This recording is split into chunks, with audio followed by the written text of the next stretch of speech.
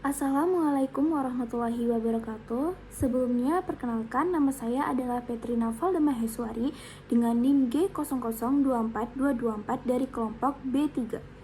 Jadi, di sini saya akan melakukan praktikum susulan dengan topik REN dan ureter atau dengan praktikum susulan topik ketiga.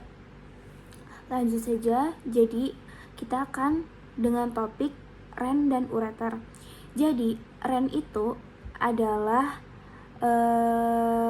sebuah organ di tubuh manusia yang gunanya adalah untuk menyaring zat-zat sisa di dalam tubuh kita yang sudah tidak digunakannya lagi dan mengeluarkannya sebagai urin. Nah, bagian-bagian dari REN atau ginjal itu ada medula, selanjutnya ada korteks, dan selanjutnya ada pelvis ginjal. Dan selanjutnya di dalam ginjal itu juga terdapat arteri ginjal dan juga vena ginjal. Oke, jadi yang selanjutnya itu adalah lapisan pembungkus dari profunda ke superficial di dalam REM. Itu dibedakan, itu ada 4, yaitu adalah kapsula fibrosa, perirenal fat, fascia renalis, dan juga pararenal fat.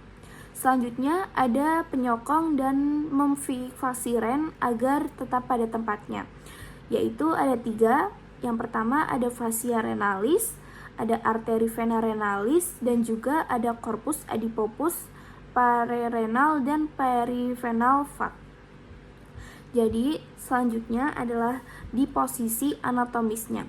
Di posisi anatomisnya itu tuh ada REN itu merupakan organ reproperitoneal.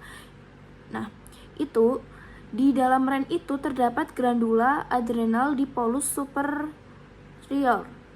Nah, di mana sih letaknya? Letaknya itu ada di REN sinister setinggi bagian superficial atau interficial LV3.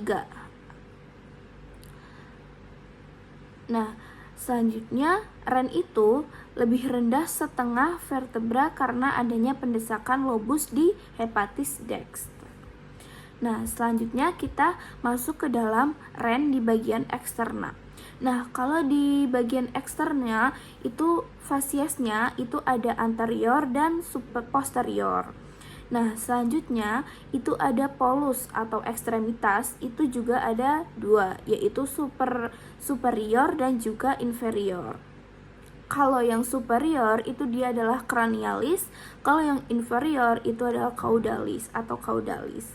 Selanjutnya untuk margo juga ada 2, yaitu lateral atau eksternal, selanjutnya ada medial atau internal, itu adalah hilus renalis. Nah, selanjutnya kita masuk ke bagian yang kedua, yaitu adalah interna. Untuk yang interna itu juga dibagi menjadi 2, yaitu ada cortex renalis dan ada medulla renalis. Nah, kalau yang cortex renalis itu dia tuh ada columna renalis bertitik, itu tuh dia tuh struktur yang diantara piramidis renalis. Nah, kalau yang arcus corticalis dia tuh adalah lengkungan yang menghubungkan antara columna renalis. Selanjutnya untuk yang medulla renalis itu tuh terbagi menjadi 7, yaitu yang pertama ada piramidis renalis atau massa berbentuk konusnya. Yang kedua ada papilla renalis atau apex dari medulla renalis. Yang selanjutnya ada calyx minor dan calyx major. Yang itu tuh kalau yang minor dia tuh masing-masing terhubung dengan 1 lebih papilla renalis. Kalau yang mayor dia tuh gabungan dari 2 sampai 3 calyces minores. Nah, yang selanjutnya yang kelima itu tuh ada pelvis renalis atau gabungan calyces major berlanjut dengan ureter. Nah, yang keenam itu ada sinus renalis atau pelebaran hilus berisi pelvis dan calyces major. Nah, selanjutnya yang ketujuh itu adalah foramina papillaria atau lubang-lubang di ujung papilla renalis bermuara ke ductus papillari Bellini menuju kali minor. Nah, yang selanjutnya kita menuju ke vaskularisasinya. Jadi, dari jantung itu tuh ada vaskularisasi aorta, selanjutnya ada renal, ada segmenta, ada interlobar, arcuate, terus ada corcita radiate, afferens artiole. Selanjutnya dia tuh masuk ke glomerulus, dan selanjutnya masuk ke afferis arteri, terus ada ke peritubular kapiler, terus sebelumnya juga ada bisa ke vasa recta, tapi setelah ke vasa recta itu juga bisa ke vena arcuata. Terus selanjutnya udah vaskularisasi, selanjutnya tadi yang ke aorta abdominalis itu selanjutnya ke arteri renalis, selanjutnya juga ke arterior dan primaus interlobaris, artuaca interlobaris.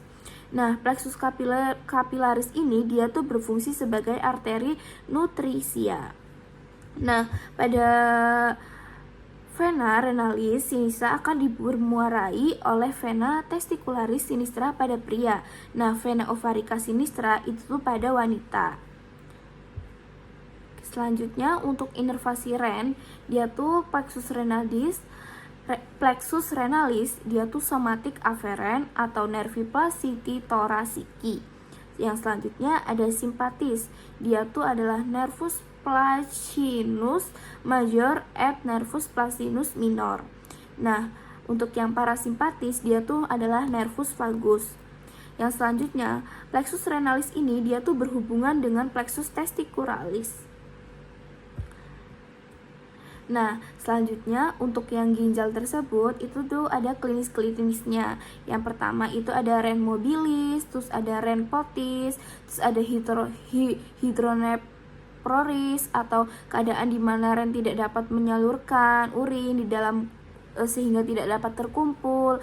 Terus ada nephrotialis atau batu ginjal, terus ada nephrectomy, terus ada nephritis, horse kit atau fusi atau ren dexter s sinister pada polus inferior, terus ada ren roset. Selanjutnya kita masuk ke topik yang kedua, itu adalah ureter. Nah, jadi apa sih itu ureter? Jadi itu tadi kan udah membahas tentang ren, jadi sekarang membahas ke si ureter. Jadi ureter itu tuh kayak bahasa dalamnya tuh kayak itu adalah penghubung antara si ginjal ke menuju vesika urinania, jadi kayak selang gitu.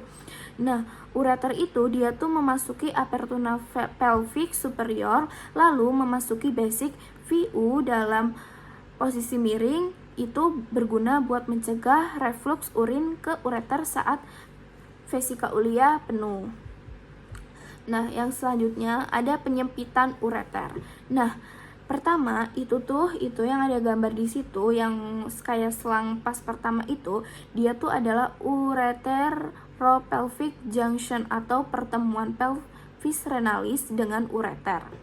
Yang kedua itu adalah saat ureter menyilang bifurcatio di arteri iliaca communis atau di tepi apertura pelvis superior. Yang ketiga itu adalah saat ureter memasuki ke dalam vesika urinaria. Nah, 3 penyempitan tersebut merupakan lokasi tersering terjadi batu ureter. Nah, untuk vaskularisasinya di bagian di superior itu adalah arteri renalis. Selanjutnya di bagian medial atau bagian abdomen itu adalah cabang aorta abdominalis dan arteri testicularis, terus ada ovarica dan arteri iliaca communis. Yang selanjutnya di bagian pelvis itu adalah cabang-cabang di arteri iliaca interna. Nah, untuk klinisnya di bagian ureter itu adalah pertama adalah pelvis ganda atau suatu kondisi di mana pelvis itu pada satu sisi terdapat 2 buah. Yang selanjutnya ada ureter bifida atau suatu kondisi di mana pelvis renalis dan ureter itu pada satu sisi terdapat 2 buah.